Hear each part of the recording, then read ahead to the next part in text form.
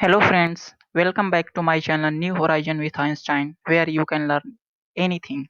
So today is 6th of August 2017 and we are going to discuss about the daily Hindu news analysis, which is especially for UPSC, SSC, Bank PO, all state PSC, as well as all government exams for 2017 as well as 18, presented by Vishwesh Kumar Yadav. I am from electrical and electronics background.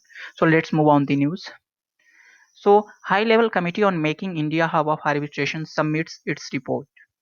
So, government had constituted a 10-member high-level committee under the chairmanship of Justice B.N. Srikrishna, that is retired judge of Supreme Court of India, to review the institutionalization of arbitration mechanism and suggest reform thereto. So, you have to remember about the chairman of that committee, that is B.N. Srikrishna. So, recommendation made by that committee, that is APCI, set up an autonomous body styled the Arbitration Promotion Council of India, that is full form of APCI, having representatives from all stakeholders from grading arbitral institution in India. The APCI may enter earlier a recognized professional institute providing for accreditation of arbitrator. So let's move on the next.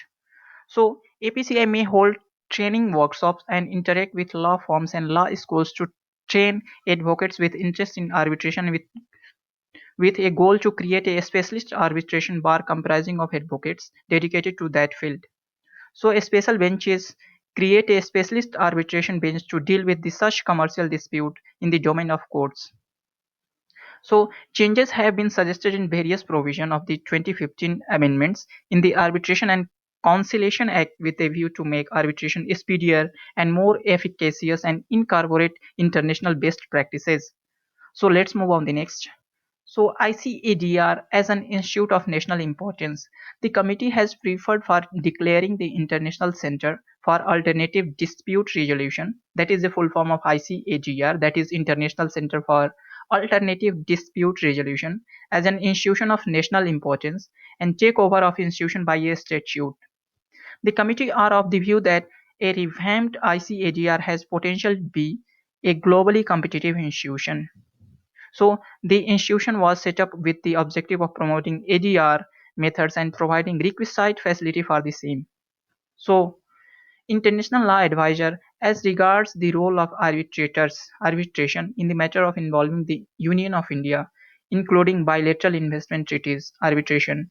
The committee has recommended for creation of the post of the international law advisor who shall advise the government and coordinate dispute resolution strategy for the government in disputes arising out of its international law obligation, particularly disputes arising out of BITs. The committee has emphasized that ILA may be consulted by the Department of Economic Affairs, that is DEA, at the time of negotiating and entering into bilateral investment treaties. So what is the significance of this move? So let us discuss about the significance of this move. These reforms can result in paradigm shift from the current perception of delay in resolution of commercial disputes in India to it is being viewed as an investor friendly destination. So the suggested reform will not only lessen the burden of judiciary but give a flip to development agenda of government and add a financial strength of the country and serve the global welfare of the citizens. So these reforms aim to make India an international hub of arbitration and center of robust ADR mechanisms catering to international and domestic arbitration at par with international standards available. So let's move on the next news. So next news is for Agri Udan program. So second Agri Udan program launched in New Delhi in an attempt to promote innovation and entrepreneurship in agriculture. Government launched Agri Udan Food and Agri Business Accelerator 2.0 program in New Delhi on August 4, 2017. The program will be run by ICAR NARRM Technology Business Incubator, that is TBI, a IDEA and Indian Institute of Management Ahmedabad Center for Innovation, Incubation and Entrepreneurship, that is a full form of CIIE. So let's move on the next. This is a 6-month program in which shortlisted agri startup with promising innovative business model will be mentored and guided to scale up their operation.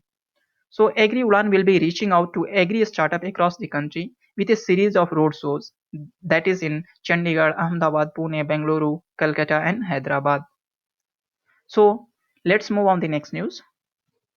FCI let over 4 lakh tons wheat rot away. That is the report of CAG.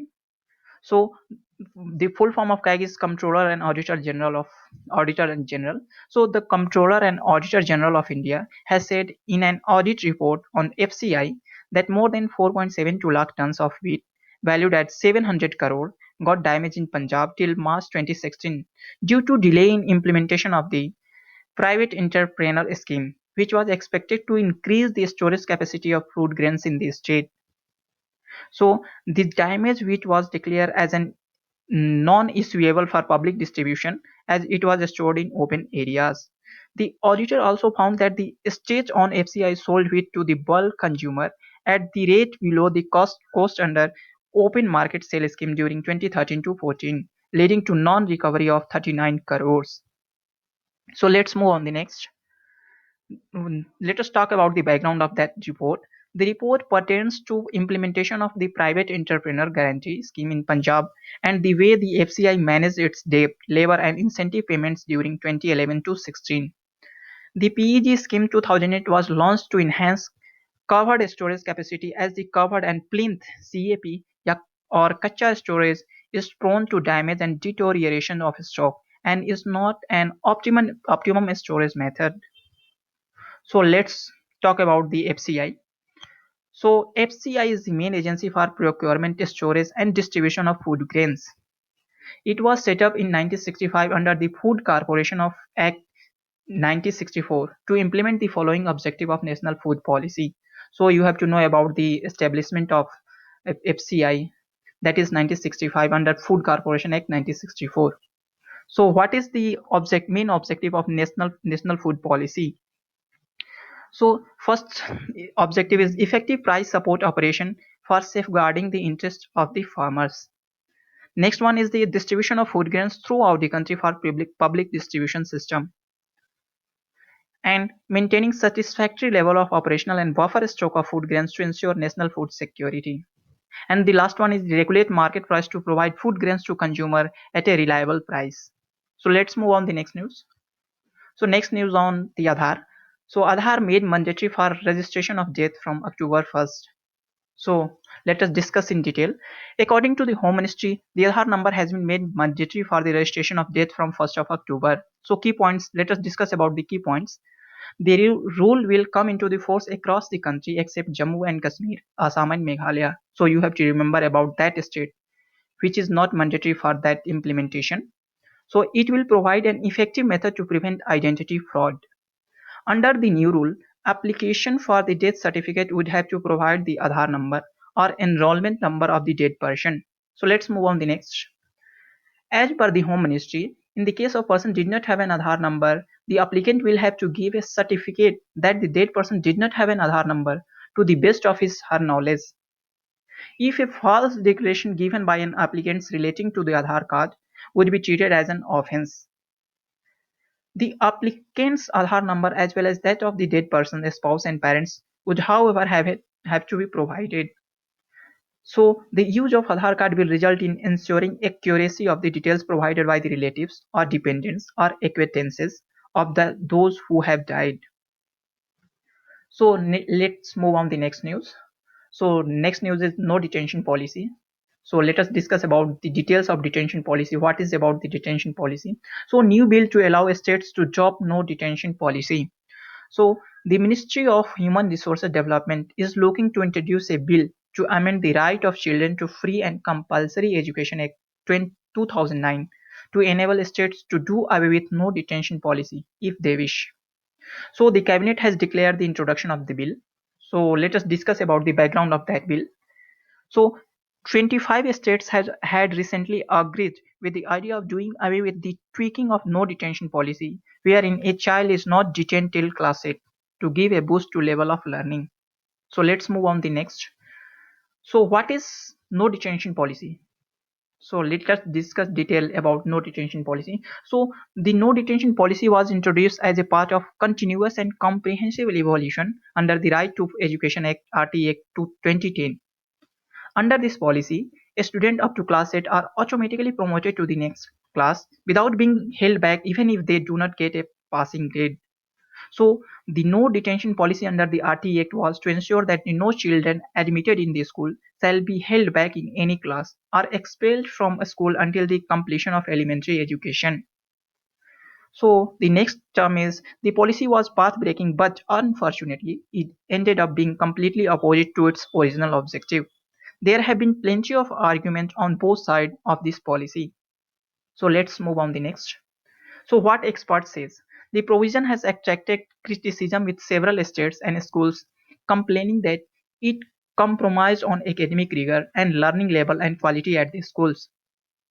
So the TSR Subramaniam Committee for Formulation of the National Policy on Education. So you have to remember about the committee that is formulated on national policy on education, that is headed by TSR Subramaniam, has also suggested that no detention policy should be discontinued after class 5th. It had recommended restoration of detention provision, remedial coaching, and 2 extra chances to each student such to move to higher classes. A subcommittee of the Central Advisory Board of Education also studied the issue closely and recommended a provisional detention clause at class 5th and 8th. In 2013, a parliamentary panel had also asked the ministry to rethink on its policy of automatic promotion up to class 8th. So let's move on the next news. So next news is from Bihar government. Compulsory retirement for non-performing teachers and educational official above 50. That is the order of Bihar government. The Bihar government has informed that it has decided to compulsory retirement to the non-performing teachers, headmasters, education department officials above the age of 50 years, announced on 3rd of August 2017. So let us discuss about the key points of that that official announcement. So the committee is headed by R.K. Mahajan. The main aim is to improve result in matriculation and intermediate. So the action was taken after the poor show of a student in matric and intermediate exams of the state in 2017. The state government is in process of identifying non-performing institutions, and all those responsible for the poor show will be given compulsory retirement. So let's move on the next. The decision was taken after the review of Education Department by Chief Minister Nitish Kumar. As per government norms, those teachers having failed thrice in assessment tests would be removed or will be given compulsory retirement. So the committee is working to identify such non-performing headmaster, teacher, block education officer, or district education officer. The government has also asked to Bihar School Examination Board, that is BSEB, to work out changes with greater emphasis on multiple choice question. The government will also go in for the merger of 2 or more schools in the same building in urban areas. So let's move on the next news. So next news about the motor vehicle bill sent to the RS panel. So you have to know about the what is motor vehicle bill and what is the amendment. So a bill seeking to bring radical changes in the transport sector by amending the Motor Vehicle Act 1988 has been sent to the Select Committee of the Rajya Sabha. So let us discuss about the background of that motor vehicle bill. The bill, which would amend the nearly 30-year-old Motor Vehicle Act 1988, was passed by the Lok Sabha last year, but has got stuck in Rajya Sabha, where the opposition had demanded that it be sent to the Select Committee for proper scrutiny. The Parliamentary Standing Committee had also examined it. So let us discuss the highlight of the bill. The bill amends the Motor Vehicle Act 1988 to address issues such as third-party insurance, regulation of taxi aggregators, and road safety. Under the Act, the liability of the third-party insurer for the motor vehicle accident is unlimited. The bill caps the maximum liability for the third-party insurance in case of motor accident at rupees 10 lakhs in the case of death and at 5 lakhs rupees in case of grievous injury. The bill provides for Motor Vehicle Accident Fund, which would provide compulsory insurance cover to all road users in India for certain types of accidents. The bill defines taxi aggregators, guidelines for which will be determined by the central government. So let's move on the next. The bill also provides for amending the existing categories of driver licensing, and second one is the recall of vehicle in case of defects, and the third one is the protection of good Samaritans from any civil and criminal action, and the last one is the increase of penalties for several offences under 1988 Act. So let's move on the next news. The next news about the first heli taxi service launched by MOS for civil aviation Jainath Sinha in Bengaluru. So Thumbi Aviation, a private helicopter service provider, and Bengaluru International Airport Limited have partnered to launch heli taxi services from Bengaluru Airport, announced on 4th of August 2017. So let us discuss about the key points about the first heli service launched by MOS in Bengaluru. So Kempe International Airport, that is KIA, is the first airport, and Bengaluru is the first city in the country which with such a service. So KIA is launched by Ministry of State of Civil Aviation, that is Jan Sinha. So you have to remember about the Civil Aviation Ministry of State, that is Jan Sinha. The helicopter service will initially be launched from Bengaluru Airport to Electronic City and gradually expanded to other parts of the city. So let's move on the next. The travel time will be cut down to 15 minutes instead of 2 hours taken by the road. The heli taxi service will initially fly two helicopters, a Bell 412 with 13 passengers and 2 pilots, and Bell 407 with 5 passengers and 2 pilots. So, Jayant Sinha, Minister of State for Civil Aviation, has also said that the government is working towards making the convenience of air travel accessible to as many Indians as possible. So, you have to remember about the Udan scheme, that is Ude Desh Ka Nagrik, and search it and Google it for further details. So let's move on the next news. Cattle trade ban rules were not placed before Parliament. So an RTI response has pointed out that rules banning sale of cattle for slaughter in livestock market were not laid in Parliament, thus making it enforcement an illegal exercise. So what the rules say? The parliamentary procedure make it mandatory for the government to lay any new rule. It's notified before Parliament decides. Section 38 of the Prevention of Cruelty Act of 1960. So you have to remember about the Section 38 of the Prevention of Cruelty Act 1960 mandates that any rule made by the centre under its ought to be laid before each of the House of the Parliament as soon as it is made. So let us discuss further. So what is the background of that rule? The Centre on May 26 notified the Prevention of Cruelty to Animal Regulation of Livestock Market Rules 2017. The notification banned the sale of cattle in livestock market for slaughter and religious sacrifices. This had dismayed cattle traders, butchers and beef eaters. Farmers were also hit as they were also barred from selling non-milch and aging cattle, thus being deprived of their traditional income. Various states too opposed the notification, saying that it would impact the livelihoods of many. The validity of rules was challenged in various high courts and the Supreme Courts. The Madurai bench of Madras High Court has stayed the rules. So let's move on the next news.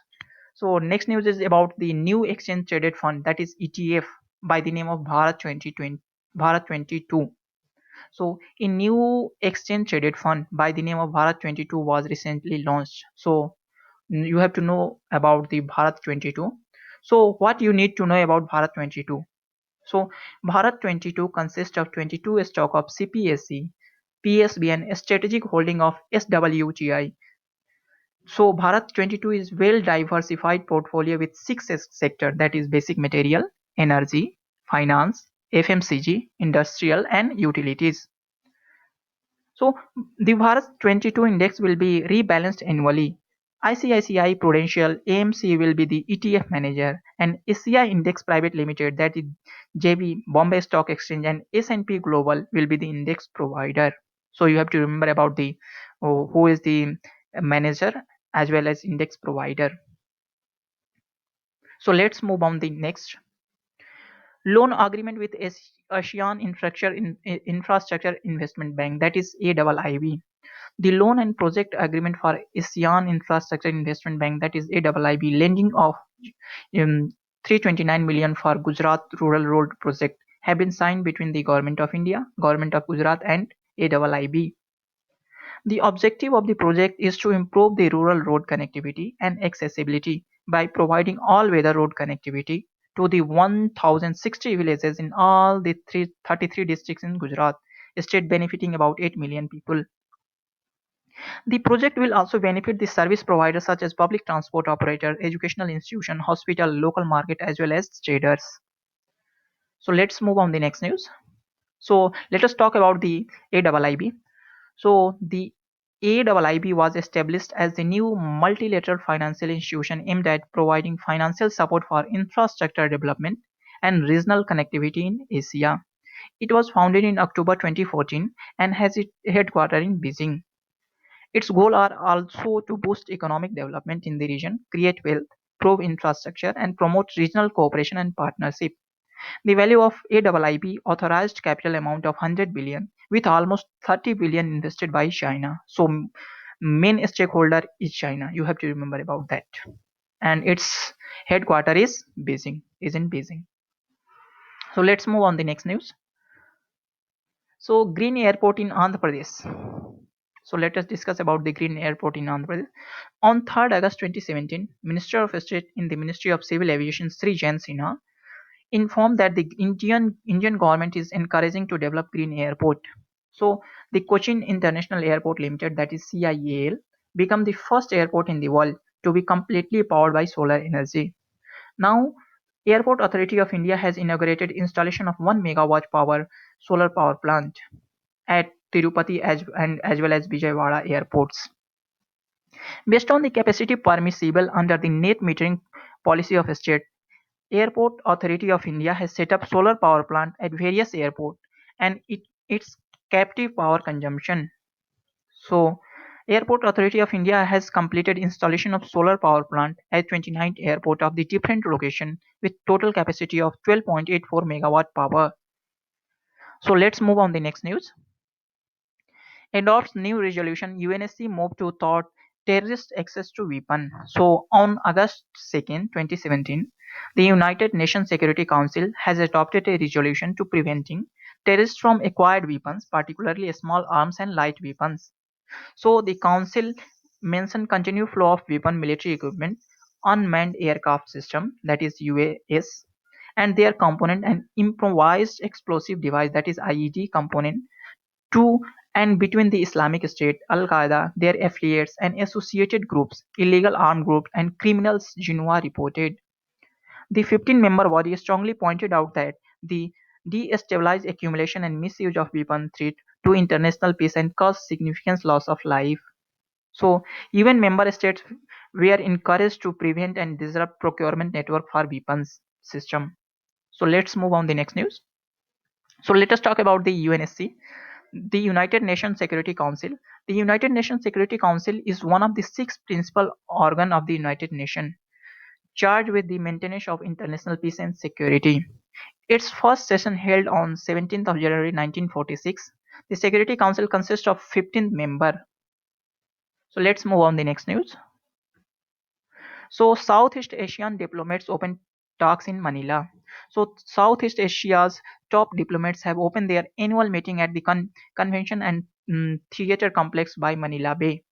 So Southeast Asian foreign minister and their counterparts from US, China, Russia, Japan and two Koreas and other have arrived to the 58th of ASEAN Regional Forum meeting in Manila on August 5, 2017. So motorists were allowed through as joggers, cyclists and tennis players seated under the cloudy sky. Topping the agenda are the intercontinental ballistic missile test by the Democratic People's Republic of Korea and seized by pro-Islamic State group militants in the southern Philippines city of Marawi. You have to remember about the city of the Philippines, that is Marawi, which has dragged on for more than 2 months. So let's move on the next. So let us talk about the ASEAN. The hence full form of ASEAN is the Association of Southeast Asia Nations. It is a regional intergovernment organization comprising 10 Southeast Asian states which promotes pan-Asianism, intergovernmental cooperation and facilitates economic, political, military, education as well as cultural integration amongst its member and ASEAN states. So it is formed on 8th of August 1967. Its secretariat on Jakarta, that is in Indonesia. Its motto is one vision, one identity as well as one community. Its chairman is Rodrigo Duterte and secretary general is Lee Luong Min. So let's move on the next news. So companies to disclose bank default within 1 day. That is the instruction given by SEBI. So the Security and Exchange Board of India (SEBI) has directed the company which fails to disclose any default on the repayment of interest or repayment of principal to bank or financial institution within a day. On 18th of July, SEBI issued a circular with listed banks to disclose divergence in bad loans estimate to a stock exchange as soon as they receive a communication from the Reserve Bank of India.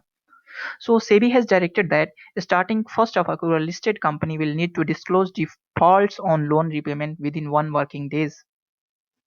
So listed company would need to inform exchanges in case they have defaulted in payments of interest, installment obligation on debt security, loan from banks and financial institution, and external commercial borrowing.